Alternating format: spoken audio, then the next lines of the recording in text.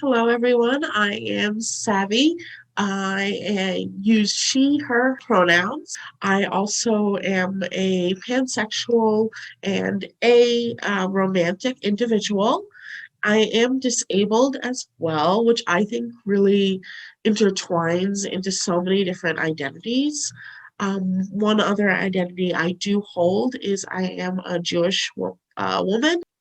Awesome. Thanks, Savvy. What are some ways that you express your gender? So my gender, I'm very both-sided.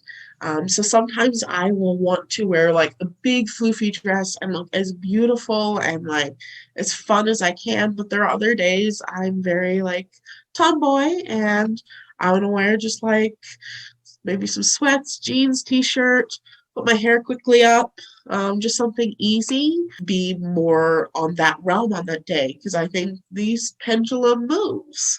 I don't think it always stands still. So, yeah. Would you be able to share some challenges that you have faced as both a disabled person and a pansexual and a romantic person? Yes. One of the challenges I've definitely faced is people thinking that because I do have a disability and because I do have an intellectual developmental delay, that I can't choose or be myself. That maybe because I haven't had a sexual experience, that I don't know what I want and what I feel. And I think that's a big misnomer because you don't have to have that. Just like any cisgendered individual, when they go through puberty, they might say, oh, I like a girl or I like a boy, and that's normal to them. Totally great.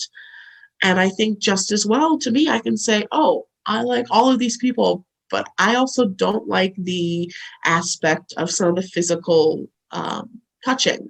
And that's totally okay. And I don't think it makes us any less.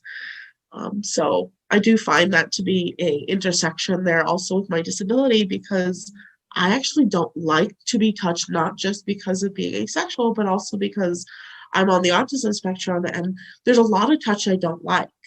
Now, that doesn't mean when I know someone super, super well that I wouldn't like a hug. Thanks for sharing all that with us. And so on the other kind of side of things, what are some positive experiences or positive feelings that you associate with all of your kind of intersections of identity?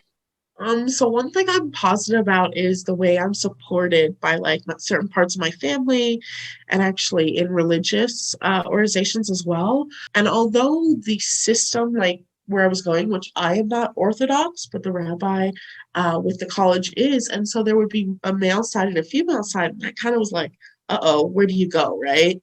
He always said, well, first of all, if you're trans, you go to the side that you are, not who you were born. And then also, if there was a certain day you were like, hey, I'm not feeling feminine today, you'd be like, okay, go sit over there. Like that's totally okay. That's where you need to be that day because that's where your gender is aligning. Other ways that I've been of had positive experiences are with Special Olympics. So I am a Special Olympics athlete and part of their athlete leadership program. And I think they really understand that we can make those choices and be ourselves. Like it's who we are.